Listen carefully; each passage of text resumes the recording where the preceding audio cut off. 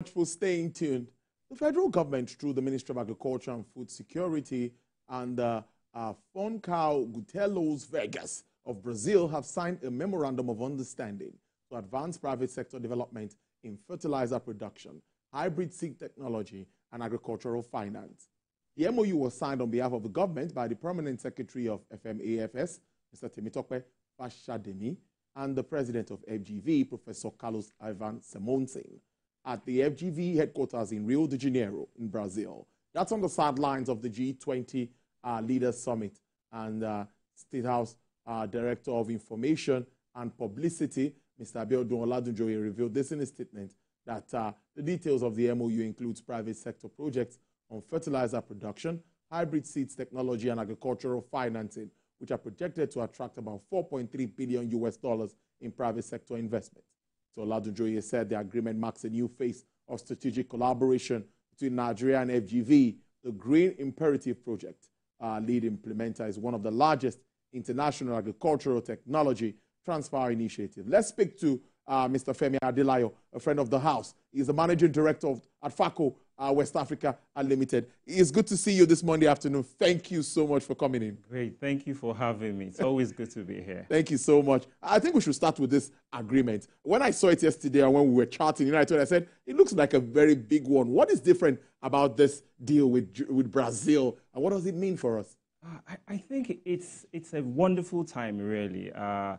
The president and the team went to Brazil for the G20 summit, and they signed some landmark MOUs, the one you just mentioned. What's different about it is I think there's a little bit more commitment, a little bit more clarity. A lot of people may not understand, but this agreement that you mentioned, it was initially started about 2018, and it was supposed to be for about $1.2 billion, right, to help in the 774 local governments set up stations and set up service centers to develop the agricultural sector. So I think in this time they've gone to Brazil and then they've reignited that fire. They've started that conversation again to move forward the agricultural sector. So I think it's a wonderful thing. It's a step in the right direction. It's the way to go, absolutely. So if we to break it down, all our local governments, I know before now we're talking about one food, one product, and our local governments. Would you say that government has been able to take advantage of the produce or farm produce in our local governments? Have we been able to harness it? How well are we doing in addressing food security? Are we taking advantage of what we have in our various local governments? I think there's still so much to do. I think there is so much more that we can do. The issue with food security is a major challenge for the Nigerian economy. And so having the government pay more attention to the local areas where these foodstuffs are produced is a way to go, clearly. We're not there yet. We're far from it, but we can do a lot better. Okay, we're having some live pictures from Castina too that we are getting in now. It's a budget presentation ongoing. Yes, that's Governor Diko Rada there, live for you. Yes, Business Nigeria continues as this also shows on other platforms. Stay with TVC News.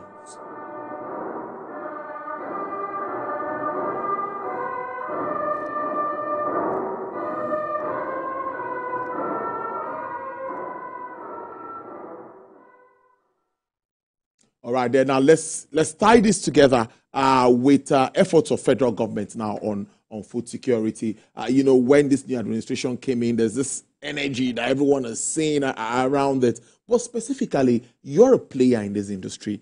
What are some specifics? What do you think? Are there wins for us in the agricultural space in this part of the world? So far, it's been more hard news than good news, really. There's a lot of hunger in the land. A lot of people are looking to be better off than they were. So there is a lot more that the government can do, and there's a lot more that industry players can do. For example, I'm a member of the Feed Industry Practitioners of Nigeria, and a challenge in the agricultural and the livestock sector is the access and availability of raw materials. Maize, soya, which are the major components of feed production, whether it is for poultry, for cattle, for piggery, And so it's a huge challenge. And what are the real challenges, in that space? Access to land, finance, access to affordable finance, really. Our borders are more porous than they should be. I give you a very good example. Because of the way our currency is now, a lot of stuff is exported out of this country through our land borders. And I don't believe that the federal government is making the kind of money that they can make from these exports that are going on. But we're not able to feed ourselves, right? But then we are exporting. Another side of it is that we need to have value addition into the things that we do. You have people exporting soya bean seeds, for example. I mean, the Brazil that we went to and came back from, they've gone through a whole lot. In the 80s, Brazil was nothing to write home about. With technology, with value addition, with innovation, I mean, they were able to move forward their economy. And now they're like about the third largest exporter of grains in the whole world after the US and in India, perhaps. So we need to change some of the approach that we're currently having to ensure that we can do better. I think, like I said earlier, having these agreements, these MoUs, whether it is the one for the livestock or the one with the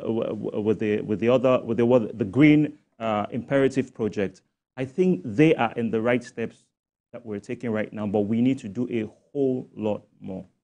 Funding is something that many will tell you, is it all about funding? Some will say, no, it's not really all about funding. I'd like to talk about that before I go to my next question.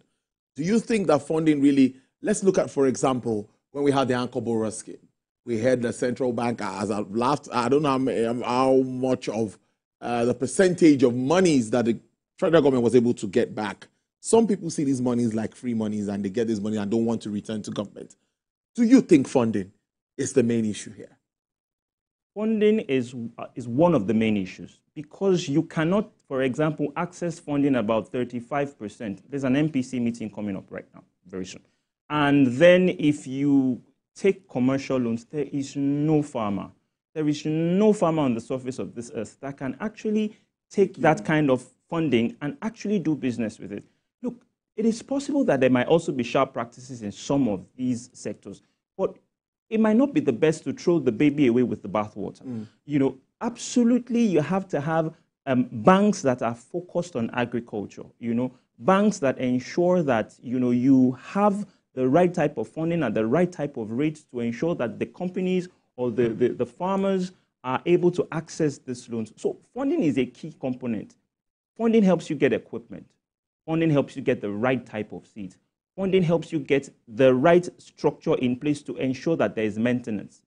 So perhaps what we also need to do is to ensure that we have extension workers, we have other people that are tracking the funds disbursed, right, to the farmers, to ensure that whatever you have asked to do with this fund, you do the right thing. So you can't take away funding. There are other issues. The quality of the seeds that we have, for example. You need to have seeds that are, resistant and they're applicable to the land that we, the Nigerian climate. You need to have training for the people to ensure, because look, if you have a 1.0 mindset, right, and you bring in a 5.0 equipment, the worker will likely scale it down to the level of their capacity. So, I mean, there has to be training consistently and continuously to ensure that we can actually use these systems that we have in place. There has to be an increase in capacity building and development, extension workers, storage solutions, transportation systems, infrastructure, power, alternative power. I mean, these things are things that we have to put into that place. But everything requires a component of funding. But you can't do that at such high interest rates. So, I mean, if you want to keep the inflation in check, yes, you might have what your strategies for doing that. But for the agricultural sector, you have to have a language, a model, an experience, and a process that ensures that we can grow. It's one of the things Brazil did. It's one of the things India did. It's one of the things many of these countries that we are looking up to, they've been there before. They've been where we are. So it is not impossible for us to, to go ahead and excel in this pattern. So that's what I think. My thoughts. Interesting stuff there. We didn't touch on storage, waste, value addition issues. These are also very, very important issues when we talk. We hear of our tomatoes being wasted and all of that. Not just tomatoes, other farm produce. So what are we doing? What are the possible solutions to this? Look, there has to be clear strategies for ensuring that we reduce waste. I mean, the last time I was here, we talked about almost up to 40 to 50% of perishable items are actually wasted before they get to the end consumer. If you look at grains, for example, maize, soya, millet, wheat, most farmers farm only for the season because they don't have the opportunities to store. Transportation, the roads are not often in the best of the shape that they should be in. We need to have solutions. For example, in FACO West Africa, we offer solutions to mid-sized storage solutions so that even farmers can actually, after planting and harvesting and drying, you can actually keep your grains closer to home. You don't have to sell to merchants who would hoard and then sell at higher prices. You are not exposed to pests. You are not exposed to spoilage. And so that we can grow. Imagine if you had more people getting into farming, not just for the season, but for this season and other season, more people. Imagine you have 5 hectares of land, and I have 5 hectares of land. The multiplier effect with the government funding, with the government supporting the storage systems, zero duty on agricultural equipment, and then zero duty. And then even giving subsidies, not for the production per se, but for the processes in between. A reduction in the amount to get your equipment. It makes it easier for the farmers to go. And we have to expand. We can't continue to do local, small-scale farm. There's a place for that. But we have to increase. We have to mechanize. We have to automate. We have to ensure that we grow that sector. Absolutely. I hope we are ready for all of that. The livestock segment has also been broken out from just agriculture. Are you also in support of that? Because many said for so long that sector has not really gotten so much attention. Like I said to you the last time, the decision by Mr. President to create a livestock ministry was a brilliant idea. Wow. I stand by that. Interestingly, the minister is an amazing person who's been in that industry. So the Minister for Livestock clearly is a person who knows his onions. Not only is he available and aware of the challenges in that industry, he's also ready, willing, and able, I believe, to make the right decision. So the Livestock Ministry was required. It is now online. What is the next step? The next step is to ensure that we tap into this new frontier, this new experience, this new opportunity to be able to develop that, whether it is in poultry, whether it is in cattle, whether it is in sheep and goat, whether it's in piggery, aquaculture, beekeeping. The whole of that value chain requires, the right attention. So it's not just poultry; it's everything else in between it. And if you see some of the agreements Nigeria has signed with Saudi Arabia, for example, to be an exporter of beef in the future to Saudi Arabia, developing that sector ensures that we can become an exporter. We don't have to depend on oil. We don't have to chase only solid minerals, but we can make agriculture an export capacity, ensuring that we make more revenue for this country. Interesting stuff. Well, let's have an outlook for the global agricultural space. Considering the political issues across the globe, we can go on and on. Russia and Ukraine still there. See what's happening in the Middle East and all of that. How do you see that affecting the agricultural value chain moving forward? It has its own downsides. Of course. It also has its own opportunities. I mean, it will be interesting to note that Ukraine is in the middle of a war, and Ukraine still produces millions of eggs per month, right? Ukraine still has agriculture. It's not the way it could be, but it also creates an opportunity for Africa and specifically Nigeria to plug in the gaps, right? We need to find the areas where we are competitive, right? Gaza, Israeli conflict, Ukraine-Russia war, response from the difficulties in the Red Sea, challenges to shipping and what have you, they create a lot of bottlenecks and challenges for the agricultural space. But I believe that it also creates an opportunity for Nigeria to become self-sufficient and then an exporter. So at FACO, now before I let you go, what are you doing? What are you doing to support this course? You know, we have to get it right to agricultural sector. I think it's piled up for some time. A lot needed to have been done before now. But wherever we find ourselves, where do you think, what have you been doing, and what are your thoughts for the sector? Well, at FACO West Africa, we believe in automation and mechanization. So we're having conversations and we're speaking with people. We're reaching out to the government. We're reaching out to stakeholders to ensure that we can actually position this country in the way that it ought to go. I've talked about, grain storage. I'm going to talk about poultry, for example, and even piggery and cattle solutions.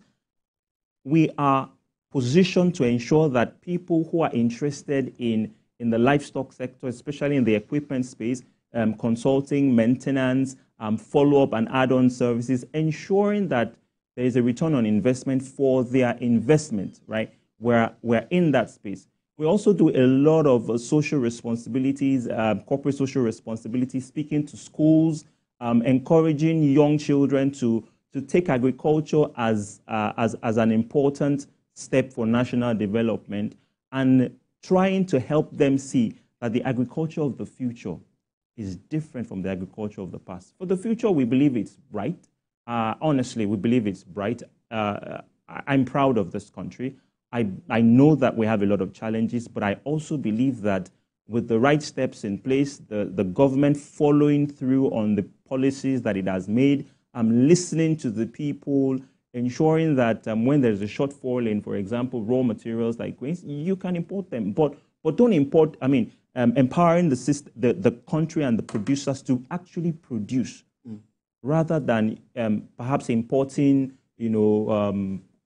things that we can actually produce here.